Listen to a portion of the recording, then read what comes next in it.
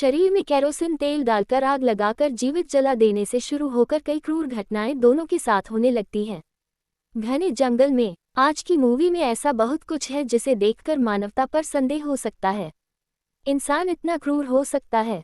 Hello, आप देख रहे हैं MK मूवी रिकैप्स। आज की मूवी ईडन लेक है। वीडियो को अंत तक जरूर देखें, रोंगटे खड़े हो जाएंगे। मूवी शुरू होता है। एक लड़की को छोटे बच्चों को स्कूल में पढ़ाते हुए देखा जा सकता है। लड़की का नाम जेनी है और एक लड़के को कार में किसी का इंतजार करते हुए हाथ में अंगूठी लिए देखा जा सकता है। लड़के का नाम स्टीव है। आज स्कूल की छुट्टी के बाद स्टीव और जेनी एकांत में कुछ समय बिताने के लिए एक जगह जाने के लिए निकल पड़े। लगभग दोपहर से शाम के बीच लंबी यात्रा के बाद वे शहर से थोड़ी दूर पहुंचते हैं। एक होटल में। वहां काफी अच्छा माहौल है। चारों ओर अंधेरा, शांत जंगल, खुला आकाश। उस समय एक परिवार को देखा जाता है जो अपने बच्चों को संभालते हुए तंग आ चुका था और होटल में प्रवेश करते समय सड़क पार करते हुए सिग्नल पर कुछ छोटे बच्चों को देखा। जो लोग तुरंत सिग्नल की अवज्ञा करते हैं और सड़क पार करते हैं, यह उन्हें कुछ अजीब लगता है। तो किसी भी तरह रात में जेनी टेप अच्छे समय का नाम लेकर ये सब करने के बाद सुबह होते ही वे स्लैप्शन क्वेरी के लिए निकल पड़े। स्लैप्शन क्वेरी इंग्लैंड के दक्षिण पश्चिम में स्थित एक जगह है, लेकिन स्लैप्शन क्वेरी पहुंचने से पहले सड़क के किनारे उन्हें ईडन लेक नामक एक जगह मिलती है और वे उसकी ओर बढ़ते हैं। घने जंगल के बीच कच्ची सड़क से गुजरते हुए वे हरे रंग की प्रकृति की सुंदरता का आनंद लेते हैं। जंगल के अंदर काफी अंदर जाने के बाद वे ईडन लेक तक पहुंचते हैं। उनकी कल्पना है कि जंगल की एक सुनसान जगह में इतना सुंदर जलाशय हो सकता है। जेनी गाड़ी से उतरकर झील के पास जाती है। झील के पास एक लड़का बैठकर पेन और कॉपी लेकर कुछ कर रहा है। कुछ देर बाद वहां और लड़के आ जाते हैं उसी की उम्र के और उसे बहुत तंग करने लगते हैं। छोटा लड़का वहां से भाग जाता। इसी बीच उन लड़कों का कुत्ता जानी के ऊपर जोर जोर से भौंकने लगता है। जेनी बहुत डर जाती है और लड़के सामने बैठकर बहुत जोर से म्यूजिक बजाने लगते हैं। स्टीव इस बात पर ज्यादा ध्यान नहीं देता और वह तैरने लगता है, लेकिन देखा जाता है कि लड़के जानबूझकर अपने कुत्ते को जेनी को ऊपर रोकने के लिए मजबूर करते हैं। स्टीव लड़कों के पास जाकर उनसे रिक्वेस्ट करता है कि वह गाने की आवाज को धीमी कर दे, लेकिन लड़के उन्हें बहुत गंदे गंदे गाली देने लगता है और अपमान करता है। यहाँ तक कि वहाँ रहने वाली एक लड़की भी उनके जैसा ही अभद्र व्यवहार करती है। फिर जब स्टीव खुद ही उनके बॉक्स का साउंड कम कर देता है तो वे उसे और भी बुरी भाषा में गाली देते हैं और गाने का साउंड और भी बढ़ा देते हैं। कुछ देर बाद स्टीव झील के किनारे सो जाता है और लड़के दूरबीन से जेनी को बुरी तरह देखना शुरू कर देते हैं। और सीमा तब पार हो जाती है जब उन लड़कों में से एक लड़का जेनी को अपनी पैंट की चेन खोलकर अश्लील इशारा करता है और अपनी छोटी मोटी संपत्ति दिखाने की कोशिश कर रहा था। फिर रात होती है और रात में साथ जेनी को बार बार लगता है कि उनके आसपास कोई है, कोई उन पर नजर रख रहा है। वह बार बार स्टीव से वह बात कहती है। सुबह जबकि नहीं उठाती है तो वह देखी है कि जो खाना वह साथ लाई थी वह सारा चिड़ियों ने खा लिया है। तब जेनी खाना लाने के लिए बाहर जाना चाहती है, लेकिन जब वह गाड़ी स्टार्ट करने जाते हैं तो देखते हैं कि गाड़ी स्टार्ट नहीं हो रही, किसी ने टायर पंचर कर दिया है। इसके बाद जब टायर को ठीक करके वह वापस खाना लाने जाते हैं तो फिर से लड़के आकर उन्हें परेशान करने लगते हैं। एक रेस्टोरेंट में जाकर स्टीव एक महिला से पूछते हैं कि लड़के कौन है और इस तरह का बर्ताव हमारे साथ क्यों कर रहा है, लेकिन महिला स्टीव की बात सुनकर और गुस्सा हो जाती है। इसके बाद स्टीव और जेनिफर वापस ईडन लेक में लौट आते हैं। जेनी देखते हैं कि उनका बैग वहां पर नहीं है जिस बैग में उन्होंने गाड़ी की चाबी रखी थी। फिर वह दौड़ कर जाती है, देखते हैं कि गाड़ी भी झील के किनारे नहीं है, किसी ने उसे चुरा लिया है। आसपास के सभी जगहों पर वे खोजते हैं लेकिन कुछ भी नहीं मिलता है। इसके बाद अचानक ही एक समय उन्हें चौंकाते हुए उनकी गाड़ी फुल स्पीड में उनके सामने आने लगती है। किसी तरह स्टीव खुद को वहां से बचाया और देखता है कि वे लड़के उनकी गाड़ी चुराकर चला रहे हैं। स्टीव उन लड़कों से अपनी गाड़ी वापस मांगने जाता है और इन लड़कों में से एक का नाम ब्रैड है। ब्रैड को बार बार रिक्वेस्ट करने के बावजूद ब्रैड अचानक स्टीव पर हाथ उठाता है और स्टीव से उसकी मारपीट हो जाती है।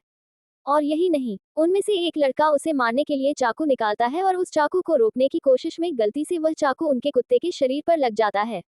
कुत्ता वहीं मर जाता है। जेनी स्टीव को लेकर वहां से भाग जाती है। थोड़ी देर बाद जेनी और स्टीव गाड़ी के पास पहुंचता है और गाड़ी को स्टार्ट करने की कोशिश करते हैं। जंगल से गाड़ी निकलते समय स्टीव गलती से गाड़ी को भी ऊंची जगह पर ले जाकर फंस जाता है। वो किसी भी तरह से गाड़ी का पहिया नहीं हटा सकता। और वे लड़के उनका पीछा करते हुए वहां पहुंच जाते हैं। उनकी कार पर एक के बाद एक पत्थर फेंकना शुरू कर देते हैं। इस समय एक पत्थर कार का कांच तोड़कर अंदर घुस जाता है। स्टीव कोई रास्ता न पाकर कार के सभी दरवाजों को लॉक कर देता है।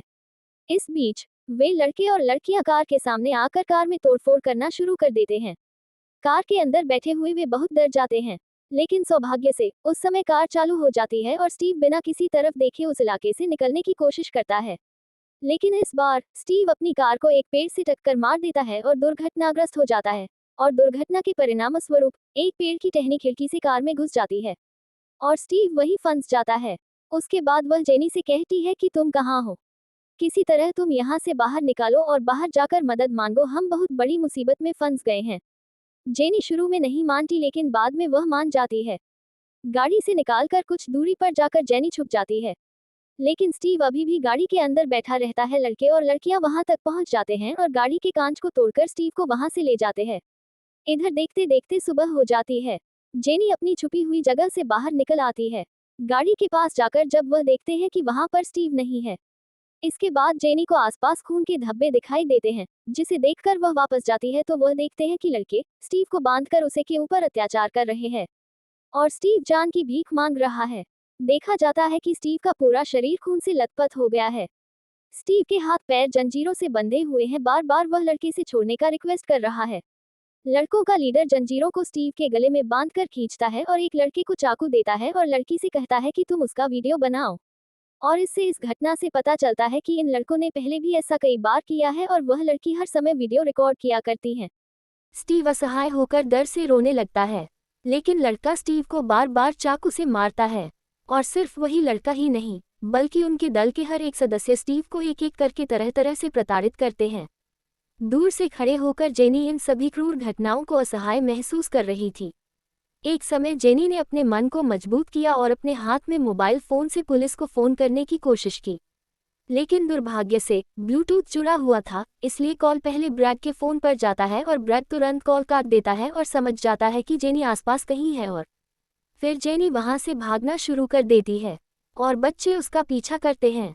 थोड़ी देर बाद जेनी बुद्धि का इस्तेमाल करती है और एक बड़े से पेड़ की डाली से लड़कों पर हमला करते हैं। जिस लड़के जो साइकिल में उसका पीछा कर रहे थे वह नीचे गिर जाते हैं। दौड़ते हुए जेनी एक पुराने घर में पहुंच जाती है, जहां पर वह देखती है कि पुराना वॉकी टॉकी रखा हुआ है।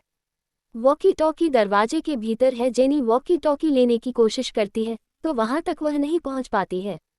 तब उसे लकड़ी के सहारे वॉकी टॉकी लेने का प्रयास करती है, लेकिन वॉकी टॉकी गिर जाता है और जेनी की जैकेट वहीं फंस जाती है। तभी लड़के वहां आते हैं और जेनी का जैकेट देखकर यह समझ जाते हैं कि जेनी कहीं आसपास छुपी हुई है। लेकिन जब दरवाजा तोड़कर लड़के अंदर घुसते हैं तो देखते हैं वहां कोई नहीं है। देखा जाता है कि जेनी घर के छत के ऊपर चढ़ जाती है और दूसरी तरफ इस बीच स्टीव मौका का फायदा उठाते हुए अपने आप को छुड़ाकर वहां से भाग जाता है और उनके ग्रुप का एक लड़का वहां जाकर ब्रैड को बताता है कि स्टीव वहां पर नहीं है। स्टीव इधर घायल अवस्था में किसी तरह अपनी गाड़ी के पास पहुंचता है और गाड़ी की डिक्की को खोलता है। चूंकि स्टीव के पास गाड़ी की चाबी नहीं थी, इसलिए स्टीव जैसे गाड़ी को टच करता है, गाड़ी का सायरन बजने लगता है और लड़कों को पता चल जाता है कि गाड़ी के पास कोई है। लेकिन तब तक स्टीव गाड़ी से कुछ जरूरी चीज लेकर छुप जाता है। उधर जेनी भी लड़कों से बचकर स्टीव के पास पहुंचती है। इसके बाद स्टीव और जेनी जंगल में बने पुराने घर में जाकर छुप जाते हैं। वहां जेनी घायल स्टीव की मलहम पट्टी करने की कोशिश करती है, क्योंकि स्टीव के शरीर से लगातार खून बह रहा था। कैसा दिन था कि आज स्टीव जेनी को प्रपोज करने वाला था। सच में इंसान की जिंदगी कितनी अजीब है कि जेनी और स्टीव ने सोचा था कि आज के दिन को बहुत ही अच्छा बनाएंगे और उनके जीवन में ही कौन सा दिन आ गया।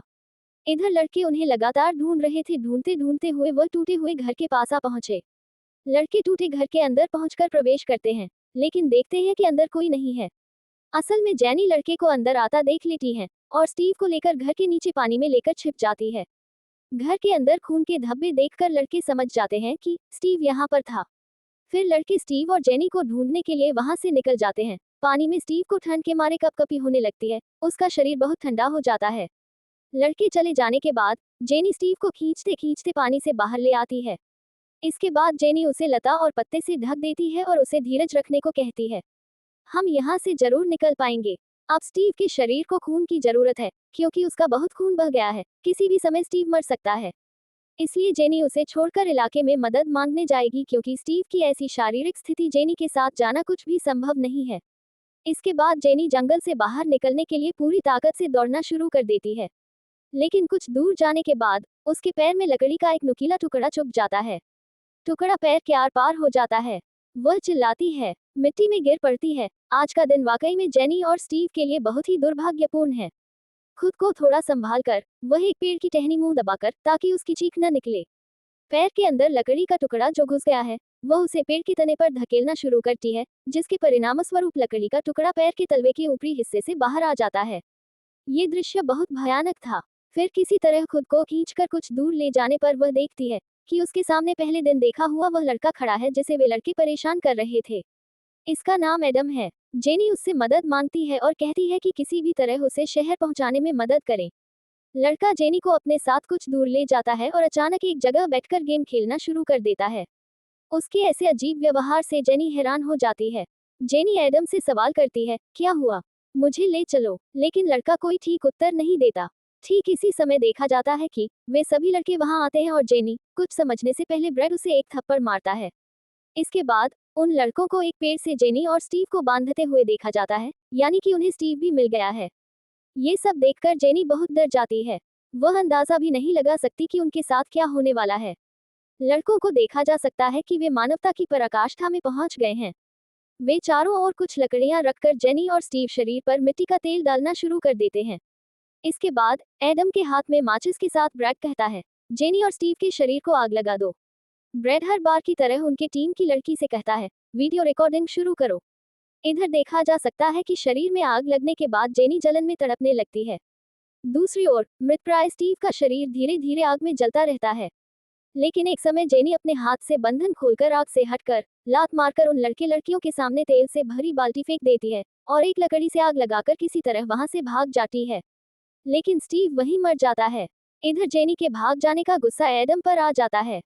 ब्रैड जेनी के भाग जाने के साथ ही एडम के शरीर पर तेल डालकर आग लगा देता है और एडम को जिंदा जला देता है। दूर खड़े होकर भी इस क्रूर दृश्य को देखकर जेनी वहां से लौटकर आती है। जेनी साहस ही नहीं दिखाती है, बल्कि कुछ दूर दौड़कर आकर वह एक हिडन लेक और जंगल का मैप देखती है और उसे फाड़ देती है। उसके बजाय वहां एक कागज और पेन से लिखती है, जेनी और स्टीव यहाँ एक लड़के ब्रैड द्वारा इस जंगल में हमला किए गए हैं। और तभी किसी की आने की आवाज सुनकर वहां एक डस्टबिन में जेनी छिप जाती है। फिर देखा जाता है कि वहां ब्रैड अपने गिरोह के साथ आता है और वह जेनी के लिखे उस कागज को देखकर फाड़ देता है। जब वह उसे डस्टबिन में फेंकने जाता है तो वह गंदे दुर्गंध वाले डस्टबिन में जेनी के छिपे होने के बारे में सोचता भी नहीं है। वह एक बार भी नहीं देखता है कि जेनी उस डस्टबिन के अंदर छिपी हुई है। वह कागज को फेंक कर चले जाते हैं। उनके जाने के बाद पूरे शरीर पर डस्टबिन की गंदगी का मैल के कारण उल्टी करते हुए वहां से बाहर आ जाती है। वहां से निकलकर अपनी शर्ट फाड़कर एक टूटे हुए कांच के टुकड़े में लपेटकर जेनी अपनी सुरक्षा के लिए एक हथियार बना लेती है और ब्रेड की टीम का एक सदस्य उसी समय वहां आता है और उसके गले में जेनी कांच का टुकड़ा घुसा देती है। जेनी फैसला करती है कि अगर उसे मरना है तो वह यहीं मरेगी, लेकिन स्टीव की मौत का बदला लेकर ही वह यहां से जाएगी। इस बीच ये देखा जाता है कि ब्रेड की टीम के एक अन्य लड़के को ब्रेड को मारने के लिए छोड़ दिया जाता है क्योंकि उसे पता चलता है ये सब ब्रेड के पागलपन की वजह से हुआ है। वह किसी को फोन करना चाहता है और उसके बारे में बताना चाहता है। ब्रेड का गुस्सा और भड़क जाता है और वह वहां उसे लड़के को पीट पीट कर मार देता है। लड़के को मारता देख लड़की जो वीडियो बना रही थी वह भी डर के मारे भागने लगती है। जेनी दौड़कर भाग रही होती है, तभी उसे का आती दिखाई देती है जिससे वह लिफ्ट मांगती है और वह उसे लिफ्ट दे देता है। तब हमें पता चलता है कि वह कर जंगल की तरफ ही जा रही है क्योंकि जिसे ब्रैड ने पीट पीट कर मार दिया वह उसका बड़ा भाई था। उसे लड़के के फोन करने के बाद ही उसका भाई उसे ढूंढने के लिए वहां आया था। कुछ दूर जाने के बाद अब गाड़ी का ड्राइवर गाड़ी से नीचे उतरकर अपने भाई को पुकारना शुरू करता है और इस मौके का फायदा उठाकर जेनी गाड़ी लेकर शहर के रास्ते भाग जाती है। थोड़ी दूर जाते ही उसकी गाड़ी के सामने ब्रैड की टीम की वह लड़की आ जाती है जो वीडियो रिकॉर्डिंग करती थी और जेनी को एक बार फिर उसके साथ हुए अन्याय का बदला लेने का मौका मिल जाता है। लड़की कुछ समझ पाती उससे पहले ही जेनी पूरी स्पीड से उस पर गाड़ी चढ़ा देती है और एक ही पल में एक और जान ले लेती है। लेता है वह, ये कहना अच्छा है, एक और बार वह बदला लेती है। उसके बाद वह जिस गाड़ी से बस्ती में पहुंचती है, गाड़ी से उतरकर वह एक पार्टी में घुस जाती है और बेहोश हो जाती है। जिस घर के पास आकर जेनी बेहोश हो जाती है, घर के लोग जेनी के घाव का इलाज करने लगते हैं। इस समय हम देखते हैं कि एक फोन घर के सदस्यों के पास आता है, जिसे सुनकर वह टेंशन में आ जाते हैं। संभव है कि वह जंगल में होने वाली घटनाओं के बारे में उन्हें पता चल जाता है। लेकिन दुर्भाग्य ऐसा होता है कि जिस घर में जेनी पहुंचती है वह असल में वह घर ब्रैड का होता है। लेकिन जेनी अभी भी इस बात से अनजान है कि वह घर ब्रैड का है। लेकिन जब जेनी को एहसास होता है कि वह घूम फिर कर ब्रैड के घर में ही शरण ली है, तो वह ब्रैड के परिवार को हॉस्पिटल जाने के लिए एम्बुलेंस लाने को कहती है। लेकिन ब्रैड के घर वाले उसे बाथरूम में बंद कर देते हैं और ब्रैड के घर वाले कुछ करने जा रहे हैं। अंदर बाथरूम में बैठकर जेनी नहीं समझ पा रही है कि बाहर क्या चल रहा है। जेनी को यह नहीं समझ में आ रहा था कि अब क्या करें, और थोड़ी देर बाद कोई अंदर जाकर बाथरूम का दरवाजा को धक्का देने लगता है। लेकिन जेनी बाथरूम में रखा एक कुल्हाड़ी लेकर खड़ी रहती है और देखा जाता है कि कुछ आदमी जबरदस्ती अंदर प्रवेश करते हैं। बाथरूम में घुसने वाले ब्रैड के पिता और ब्रैड दोनों हैं। वह अपने बेटे को कुछ न कहकर जेनी पर सारा इल्जाम लगता है। तब जेनी कहती है कि अगर आपका बेटा ब्रैड गिल्टी नहीं है तो पुलिस को बुलाओ, पुलिस ही बताएगी कौन सही है कौन गलत है। पुलिस की बात सुनते ही ब्रैड के पिता जेनी को जोर से पकड़ लेते हैं, उसका मुंह दबाकर उसे बाथरूम के अंदर ले जाते हैं और उसके साथ दो आदमी अंदर जाते हैं और अंदर से दरवाजा बंद कर देते हैं। बंद दरवाजे के अंदर से सिर्फ जेनी की चीखें सुनाई देती हैं और मूवी यहाँ समाप्त हो जाती है।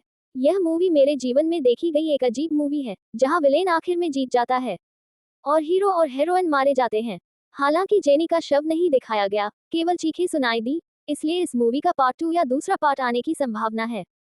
शायद ये दिखाया जाएगा कि उसके बाद जेनी के साथ क्या हुआ या क्या जेनी वहां से जिंदा वापस आ पाई थी। तो कहानी कैसी लगी कमेंट में जरूर लिखें, और आप किस मूवी का एक्सप्लेनेशन देखना चाहते हैं कमेंट में लिख दें। यदि आपको वीडियो पसंद आया हो तो बस एक लाइक करें और अपने दोस्तों के साथ शेयर करें।